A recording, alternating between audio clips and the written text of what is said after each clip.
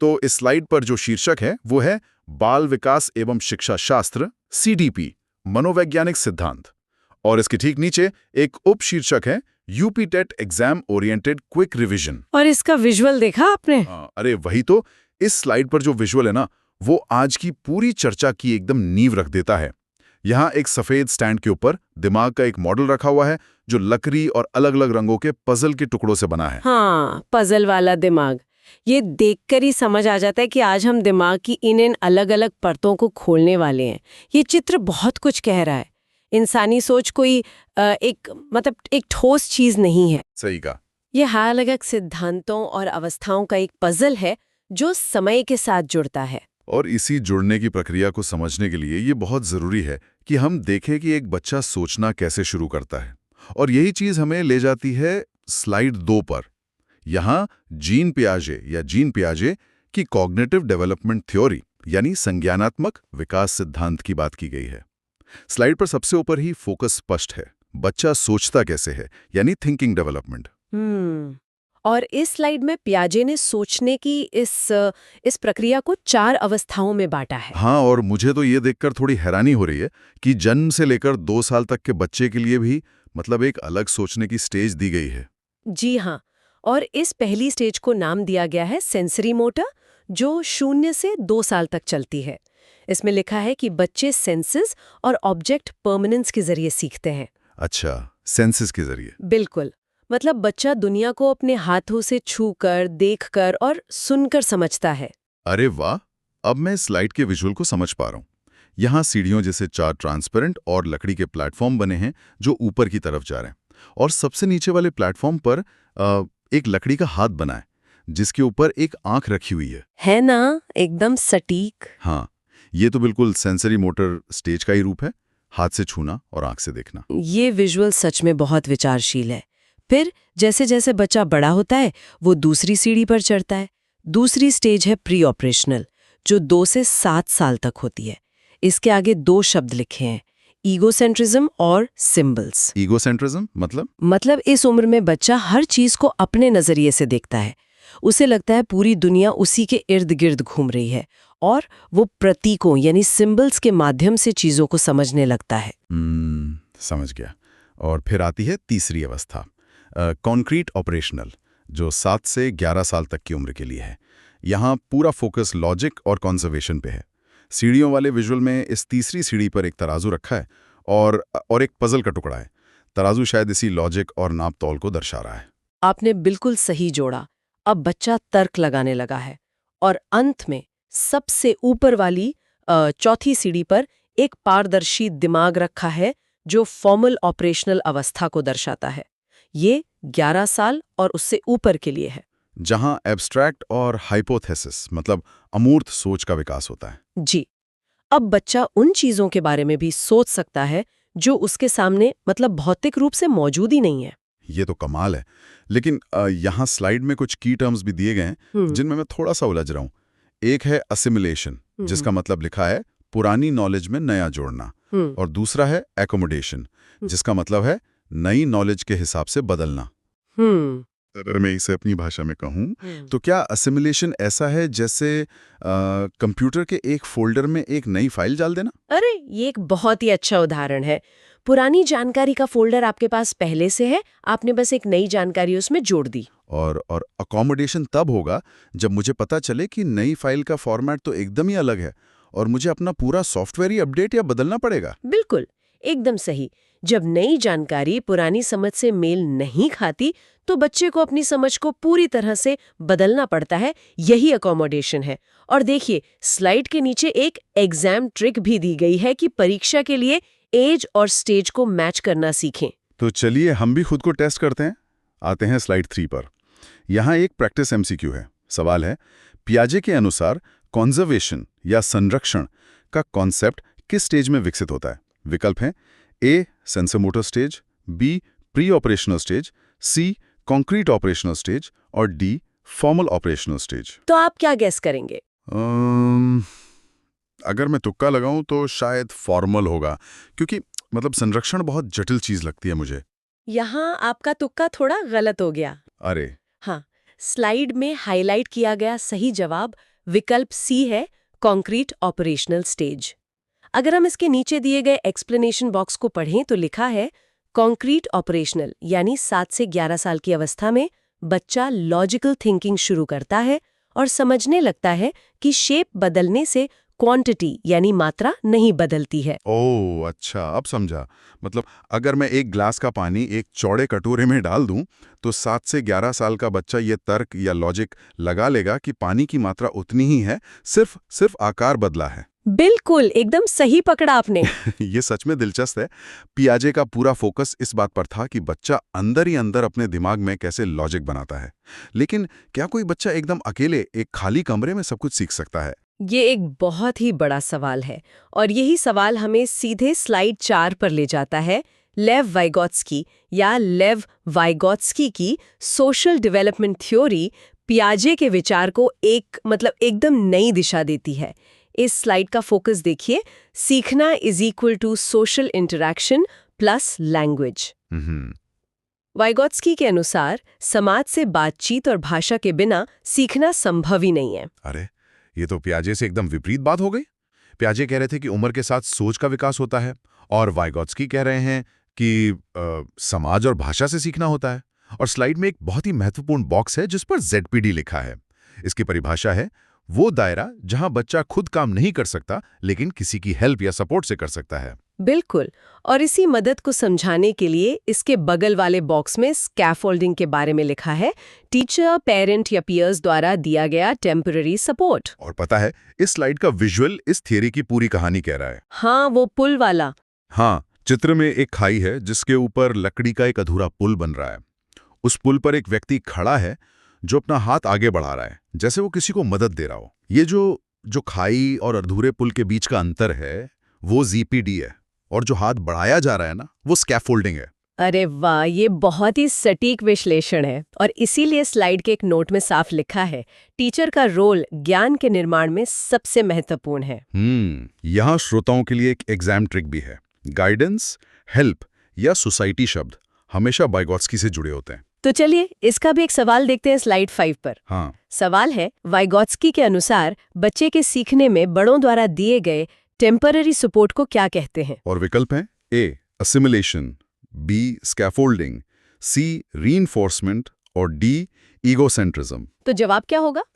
अभी हमने विजुअल में देखा वो बढ़ाया हुआ हाथ स्कैफोल्डिंग था, तो जवाब B होना चाहिए। और यही सही उत्तर है।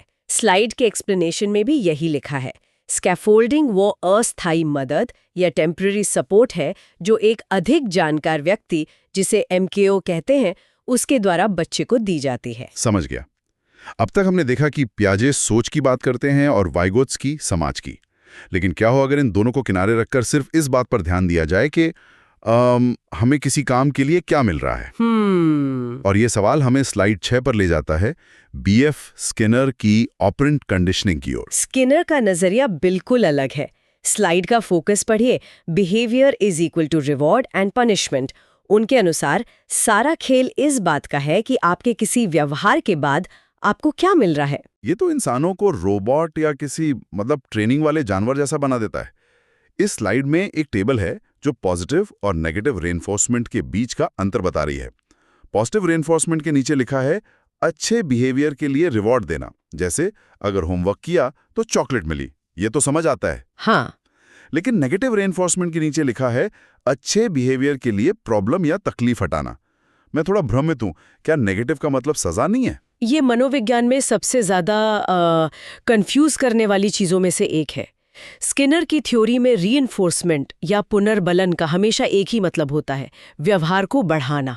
अच्छा। हाँ, अगर आप कुछ अच्छा देते हैं जैसे चॉकलेट तो वो पॉजिटिव है, लेकिन अगर बच्चा होमवर्क करता है और आप उसकी कोई तकलीफ या पाबंदी हटा देते हैं तो वो नेगेटिव रीइंफोर्समेंट है।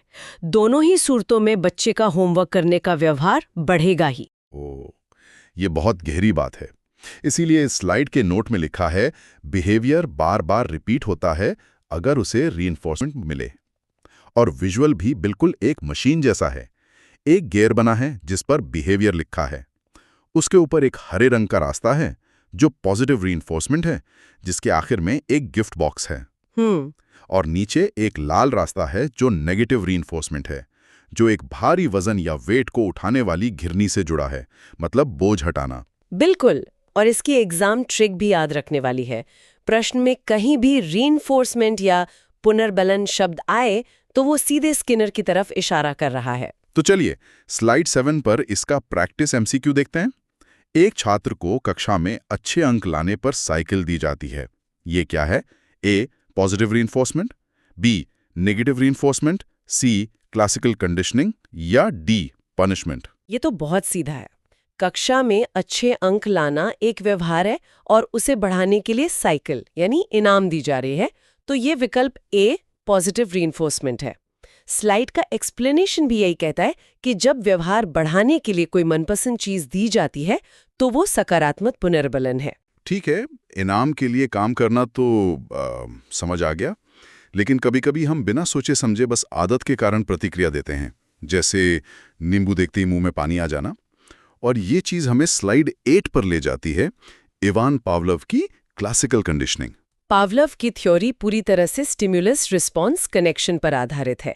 यहाँ स्किनर की तरह कोई इनाम सोच समझकर नहीं लिया जा रहा, बल्कि शरीर अपने आप प्रतिक्रिया दे रहा है। स्लाइड में पावलोव का मशहूर एक्सपेरिमेंट दिया गया है। इसके पहले चरण में लिखा है 1 बेल बजाया प्लस फूड दिया, डॉग सैलिवेट, यानी घंटी बजी, खाना दिया गया और कुत्ते के मुंह से लार आई। यहाँ लार आना खाने की वजह से है, लेकिन असली जादू तो दूसरे चरण में है। अच्छा।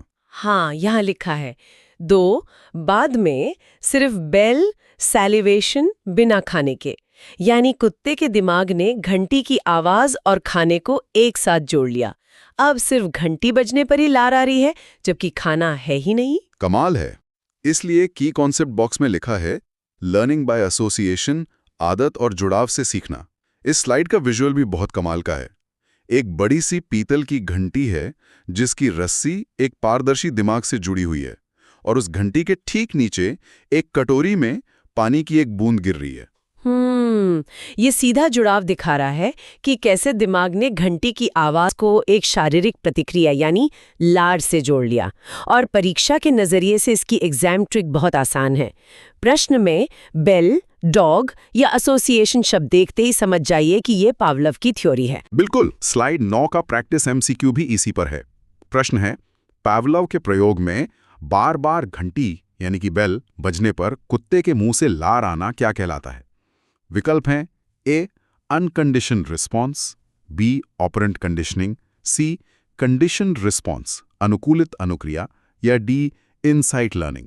इसका सही उत्तर विकल्प सी कंडीशनड रिस्पॉन्स है। एक्सप्लेनेशन में बहुत साफ लिखा है कि कुत्ते ने घंटी यानी स्टिमुलस को खाने के साथ जोड़ या एसोसिएट कर लिया है, इसलिए अब ये एक अनुकूलित अनुक्रिया बन गई है। ये एक सीखी हुई आदत है। तो अब तक की चर्चा से एक बात साफ है, पियाजे के अनुसार हम सोचकर सीखते हैं, वाइगॉट्स्की के अनुसार समाज से, स्किनर के अनुसार इनाम के लालच में और पावलोव के अनुसार आदतों और जुड़ाव से। लेकिन मुझे लगता है कि कुछ कमी है। क्या कमी लग रही है आपको? क्या हम इंसान सिर्फ किसी बाहरी चीज जैसे इनाम या घंटी पर ही निर्भर हैं? क्या हमारे अंदर से कोई प्रेरणा नहीं आती? ये एक बहुत ही शानदार सवाल है और स्लाइड 10 इसका जवाब देती है। यहाँ अब्राहम मैस्लो की हायरार्की ऑफ नीड्स का सिद्धांत है। इस स्लाइड का पूरा फोकस मोटिवेशन यानी प्रेरणा पर है। मास्लो का मानना था कि इंसान किसी बाहरी लालच से नहीं बल्कि अपनी अंदरूनी ज़रूरतों से प्रेरित होता है। स्लाइड में इंसानी ज़रूरतों को 5 स्टेजेस ऑफ नीड्स में बांटा गया है और विजुअल में 5 परतों वाला एक पिरामिड है। चलिए इसे पिरामिड के बेस से नीचे से ऊपर की तरफ पढ़ते हैं। बेस पर है 1 फूड, शारीरिक ज़रूरतें। जाहिर है भूखे पेट तो कोई पढ़ाई नहीं कर सकता। बिल्कुल। और इसके ठीक ऊपर है 2 सेफ्टी, सुरक्षा। जब पेट भरा हो तब इंसान छत और सुरक्षा ढूंढता है। तीसरी स्टेज है 3 लव, प्रेम और समाज। और चौथी स्टेज है 4 रिस्पेक्ट, सम्मान। लेकिन जो सबसे टॉप की स्टेज है वो बहुत दिलचस्प लग रही है। 5 सेल्फ एक्चुअलाइजेशन, आत्मसिद्धि। विजुअल में भी इस पिरामिड का ऊपरी हिस्सा चमक रहा है। वो चमक इसलिए है क्योंकि ये इंसान के विकास का सर्वोच्च स्तर है। लेकिन यहाँ एक बहुत महत्वपूर्ण नियम है जो स्लाइड के बुलेट पॉइंट में दिया गया है। नीचे की नीड पूरी होने पर ही इंसान ऊपर की नीड के लिए सीखता है। मतलब आप किसी ऐसे व्यक्ति को सम्मान या आत्मसिद्धि के लिए प्रेरित नहीं कर सकते जिसके पास खाने को खाना और रहने को सुरक्षित जगह ना हो। ये तो बहुत ही व्यवहारिक बात है। इस स्लाइड की एग्जाम ट्रिक है। नीड्स पिरामिड या मोटिवेशन लेवल्स का जिक्र हो तो वो मैस्लो का सिद्धांत है। बिल्कुल। चलिए स्लाइड 11 पर इसी से जुड़ा MCQ है। सवाल है, मैस्लो के आवश्यकता पदानुक्रम में सबसे उच्चतम या हाईएस्ट स्तर की आवश्यकता कौन सी है? जैसा कि हमने अभी पिरामिड के चमकते हुए टॉप पर देखा, सही विकल्प D सेल्फ एक्चुअलाइजेशन यानी आत्मसिद्धि है। इसका एक्सप्लेनेशन भी यही बताता है कि ये पिरामिड का सबसे ऊपरी स्तर है जहां इंसान अपनी पूरी क्षमता को पहचान लेता है। अब हम स्लाइड 12 पर आते हैं।